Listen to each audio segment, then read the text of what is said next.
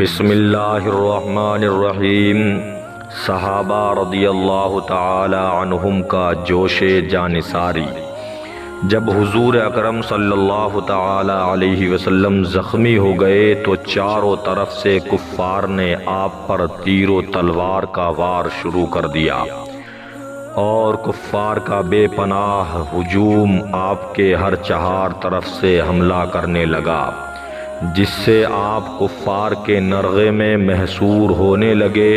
یہ منظر دیکھ کر جانثار صحابہ کا جوش جانثاری سے خون کھولنے لگا اور وہ اپنا سر ہتھیلی پر رکھ کر آپ کو بچانے کے لیے اس جنگ کی آگ میں کود پڑے اور آپ کے گرد ایک حلقہ بنا لیا۔ حضرت ابو دجانہ رضی اللہ تعالی عنہ جھک کر آپ کے لیے ڈھال بن گئے اور چاروں طرف سے جو تلواریں برس رہی تھی ان کو وہ اپنی پشت پر لیتے رہے اور آپ تک کسی تلوار یا نیزے کی مار کو پہنچنے نہیں دیتے تھے۔ حضرت طلحہ رضی اللہ تعالی عنہ کی جانثاری کا یہ عالم تھا کہ وہ کفار کی تلواروں کے وار کو اپنے ہاتھ پر روکتے تھے، یہاں تک کہ ان کا ایک ہاتھ کٹ کر شل ہو گیا اور ان کے بدن پر 35 یا 39 زخم لگے۔ غرض جانثار صحابہ نے حضور صلی اللہ تعالی علیہ وسلم کی حفاظت میں اپنی جانوں کی پرواہ نہیں کی اور ایسی بہادری اور جاں بازی سے جنگ کرتے رہے کہ تاریخ عالم میں اس کی مثال نہیں مل سکتی۔ حضرت ابو طلحہ رضی اللہ تعالی عنہ نشانہ بازی میں مشہور تھے۔ انہوں نے اس موقع پر اس قدر تیر برسائے کہ کئی کمانیں ٹوٹ گئیں۔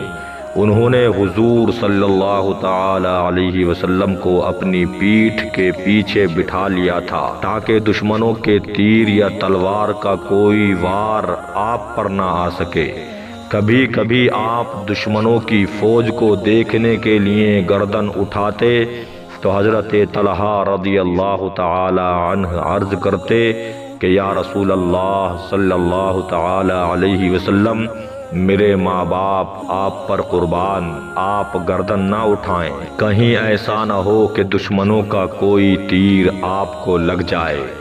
یا رسول اللہ صلی اللہ تعالی علیہ وسلم، آپ میری پیٹھ کے پیچھے ہی رہیں، میرا سینہ آپ کے لیے ڈھال بنا ہوا ہے۔ حضرت قتادہ بن نعمان انصاری رضی اللہ تعالی عنہ حضور صلی اللہ تعالی علیہ وسلم کے چہرہ انور کو بچانے کے لیے اپنا چہرہ دشمنوں کے سامنے کیے ہوئے تھے۔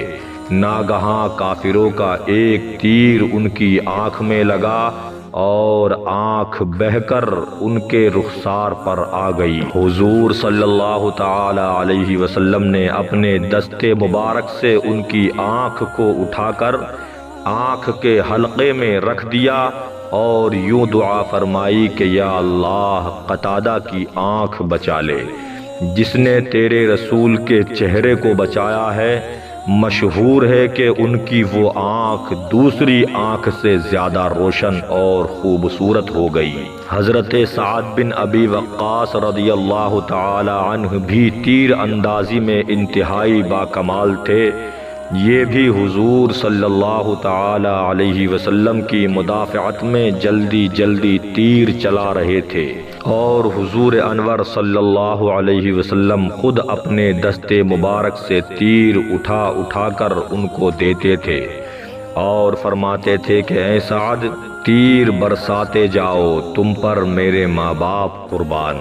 ظالم کفار انتہائی بے دردی کے ساتھ حضور انور صلی اللہ تعالی علیہ وسلم پر تیر برسا رہے تھے، مگر اس وقت بھی زبان مبارک پر یہ دعا تھی، رب اغفر قومی فإنہم لا یعلمون، اے اللہ میری قوم کو بخش دے، وہ مجھے جانتے نہیں ہیں۔ حضور اقدس صلی اللہ تعالی علیہ وسلم دندان مبارک کے صدمے اور چہرہ انور کے زخموں سے نڈھال ہو رہے تھے۔ حضور اقدس صلی اللہ تعالی علیہ وسلم دندان مبارک کے صدمے اور چہرہ انور کے زخموں سے نڈھال ہو رہے تھے، اس حالت میں آپ ان گڑھوں میں سے ایک گڑھے میں گر پڑے جو ابو عامر فاسق نے جا بجا کھود کر ان کو چھپا دیا تھا، تاکہ مسلمان لا علمی میں ان گڑھوں کے اندر گر پڑیں۔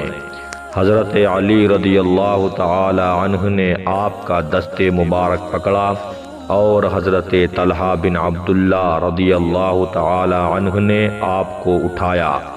حضرت ابو عبیدہ بن جراح رضی اللہ تعالی عنہ نے خود یعنی لوہے کی ٹوپی کی کڑی کا ایک حلقہ جو چہرہ انور میں چبھ گیا تھا اپنے دانتوں سے پکڑ کر اس زور کے ساتھ کھینچ کر نکالا کہ ان کا ایک دانت ٹوٹ کر زمین پر گر پڑا، پھر دوسرا حلقہ جو دانتوں سے پکڑ کر کھینچا تو دوسرا دانت بھی ٹوٹ گیا۔ چہرہ انور سے جو خون بہا اس کو حضرت ابو سعید خدری رضی اللہ تعالی عنہ کے والد حضرت مالک بن سنان رضی اللہ تعالی عنہ نے جوش عقیدت سے چوس چوس کر پی لیا اور ایک قطرہ بھی زمین پر گرنے نہیں دیا۔ حضور صلی اللہ تعالی علیہ وسلم نے فرمایا کہ اے مالک بن سنان، کیا تو نے میرا خون پی ڈالا؟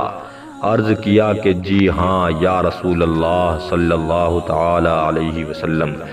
ارشاد فرمایا جس نے میرا خون پی لیا جہنم کی کیا مجال جو اس کو چھو سکے۔ اس حالت میں رسول اللہ صلی اللہ تعالی علیہ وسلم اپنے جانثاروں کے ساتھ پہاڑ کی بلندی پر چڑھ گئے جہاں کفار کے لیے پہنچنا دشوار تھا۔ ابو سفیان نے دیکھ لیا اور فوج لے کر وہ بھی پہاڑ پر چڑھنے لگا، لیکن حضرت عمر رضی اللہ تعالی عنہ اور دوسرے جانثار صحابہ نے کافروں پر اس زور سے پتھر برسائے کہ ابو سفیان اس کی تاب نہ لا سکا اور پہاڑ سے اتر گیا۔ حضور اقدس صلی اللہ تعالی علیہ وسلم اپنے چند صحابہ کے ساتھ پہاڑ کی ایک گھاٹی میں تشریف فرما تھے اور چہرہ انور سے خون بہہ رہا تھا۔ حضرت علی رضی اللہ تعالی عنہ اپنی ڈھال میں پانی بھر بھر کر لا رہے تھے اور حضرت فاطمہ زہرا رضی اللہ تعالی عنہا اپنے ہاتھوں سے خون دھو رہی تھیں، مگر خون بند نہیں ہوتا تھا۔ بالآخر کھجور کی چٹائی کا ایک ٹکڑا جلایا اور اس کی راکھ زخم پر رکھ دی تو خون فوراً ہی تھم گیا۔